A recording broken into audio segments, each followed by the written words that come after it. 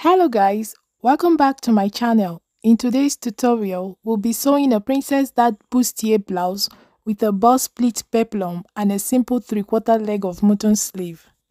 I'll be sharing with you an easy method of how to calculate the exact amount of fabric needed for your peplum box pleats. I have a tutorial on my channel on how to draft the princess dad bustier. The link to that video will be in the description. If this is your first time watching my video, you're welcome. I share sewing tutorials, pattern drafting, knit finishings on garments as you will see in today's video, DIYs and some lifestyle videos. Please do not forget to like, share, comment and subscribe to my channel.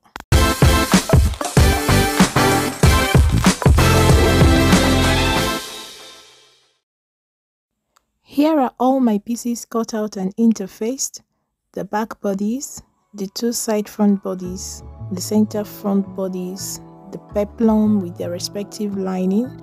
The only piece missing here is the sleeve, which I will cut from this remaining fabric towards the end of the video. First, you determine the width of your box pleat and how many pleats you want. For me, the width of my box pleat is 5 inches and I want 5 box pleats for the peplum. This mark will serve as the center front of my blouse. I will place 5 inches the width of the box pleat, 2.5 inches on both sides of the mark, and I will go ahead and form the box pleat.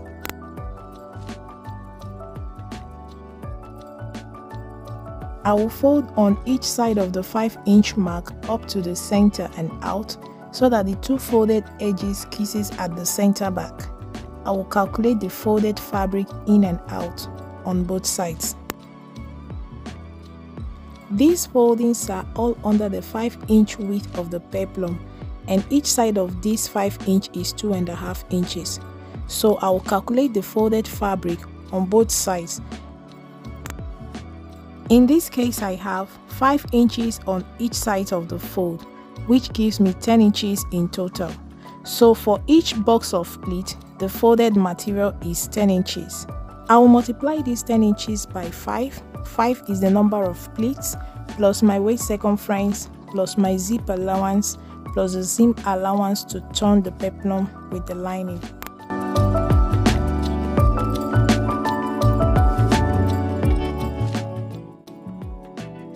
I will divide this number by 6.28, add the length of my peplum plus seam allowance, and this will give me the total length of fabric to fold.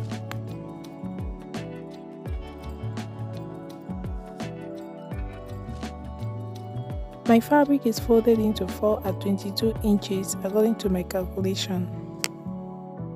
I will go ahead and impute the radius of my circle at 13 inches according to my calculation. Now, to know if your calculation is correct, measure the circumference of the quadrant and multiply it by 4 because your fabric is folded into 4. For me, I got 20.75. I will multiply it by 4 because my fabric is folded into 4. This gave me 83 inches, so my calculation is correct. I'll go ahead and impute the length of my peplum, cut it out, make necessary notches and interface it off camera.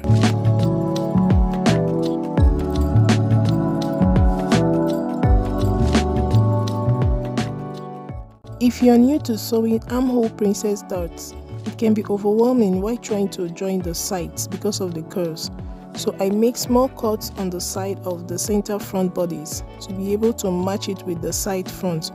Otherwise, the two sides will not match because one will be shorter than the other.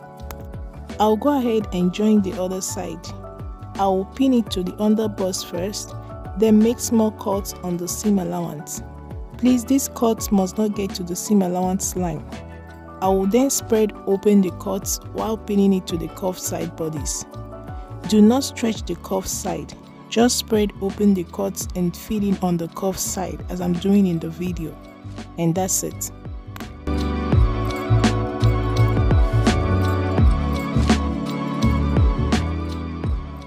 Once that is done correctly, I will run my stitches, ensuring there are no folds under and on top and everything is laying nice and flat. And this is what we have. I will then go in with my scissors and now cut close to the seam allowance line to enable me press it open. and I will also stitch the darts on our back bodies.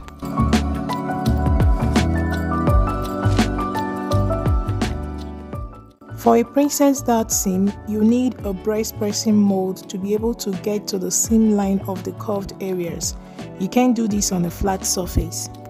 There are tutorials on YouTube on how to make a breast pressing mold. I made mine from one of these tutorials and I've had this breast mold for like 7 years or so.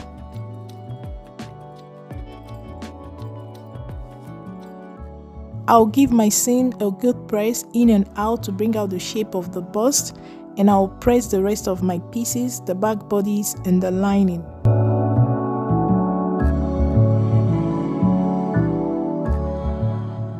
I have joined the front and back bodies with pins at the shoulders.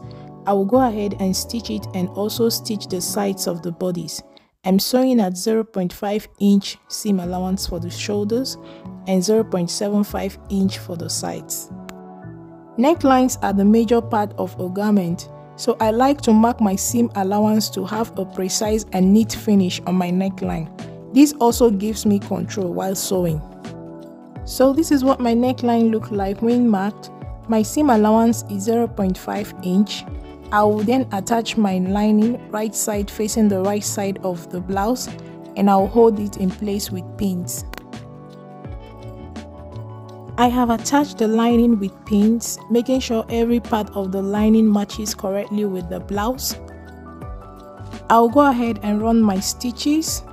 I'll clip into the seam allowance to relax any tension. I will turn it over, top stitch the seam allowance on the lining, stitch close the sides of the lining, give it a good press so that everything lays flat and beautiful.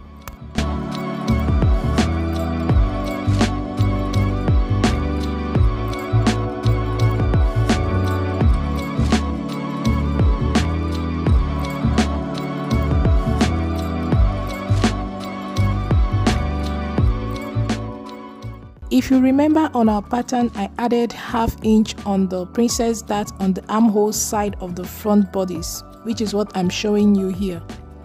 I will cut it off. It was a precautive measure not to be short of fabric. With my zip allowance tucked in, I will reconfirm the circumference of my waist before we attach the peplum. The waist circumference is on point. I have prepared the peplum, turn it out with the lining. If you do not know how to do this, let me know in the comment section. On the notch at the center of the peplum, which I will place at the center front of my blouse, I will mark the 5 inches width of the pleat, 2 inches on both sides of the notch. I'm measuring at the seam allowance line. You can also place your measurement at the edges of the peplum. I will mark the 2.5 inches for the fold of the pleats respectively, and I will go ahead and form the pleats. I will pick one side of the 5 inches mark and fold it till it touches the second 2.5 inches mark and hold it in place with pins, and I'll do the same on the other side. Remember, the length of fabric for the fold of each side of pleat is 5 inches, which I shared into 2.5 inches respectively. So for one box of pleats, the length of fold of fabric is 10 inches. I will continue like this for the rest of the pleats. I will mark the 5 inches fold of fabric for the pleats, dividing them into 2.5 inches respectively, followed by the 5 inches width of the pleat, and again the 5 inches fold of fabric for the pleat, dividing them into 2.5 inches respectively.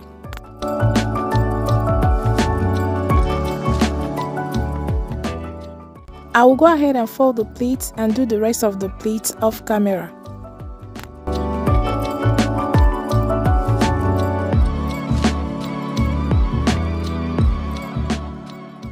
Here is our peplum pleated. If you look closely at the bust pleats, you will notice the little space in between the folds. This is as a result of the ½ inch I used to turn the lining at both sides of the peplum where I will attach the zip that was not included in the measurement. This ½ inch was taken bit by bit from the folds of the pleat. so the box pleat on the right side remains intact. I'll go ahead and run a straight stitch to hold my pleats in place. I have pinned my peplum to the blouse. I will run a straight stitch to attach them together, clean off raw edges with my serger and insert my zip.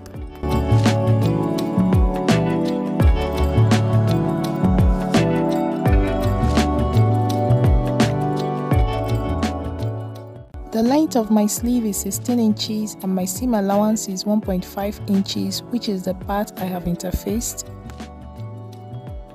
The upper arm circumference of my sleeve is 14 inches and half of that is 7.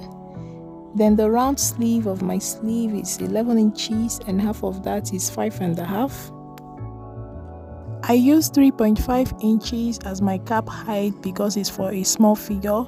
Then I went up by 4 inches to form that small pleats of leg of mutton, and I connected it back into the armhole.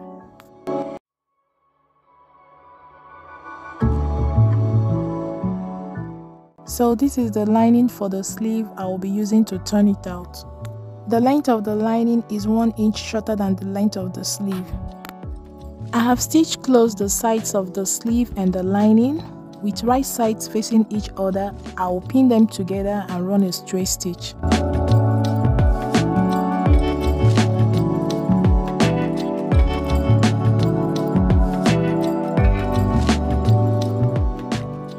I have turned the sleeve with the lining. I will run a basting stitch at the cap of the sleeve and gather it to the circumference of my armhole.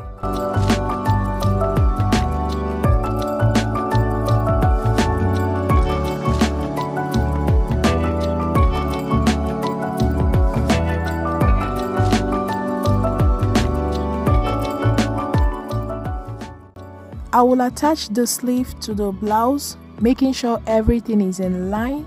I will go ahead and run a straight stitch round the sleeves and clean off raw edges with my serger.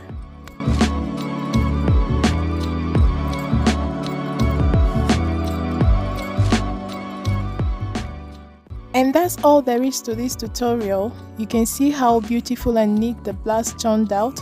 I am so impressed.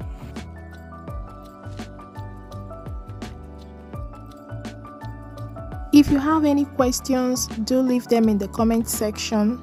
Turn on your notifications. I have good stuff piled up for you guys so that you don't miss out on any of my videos.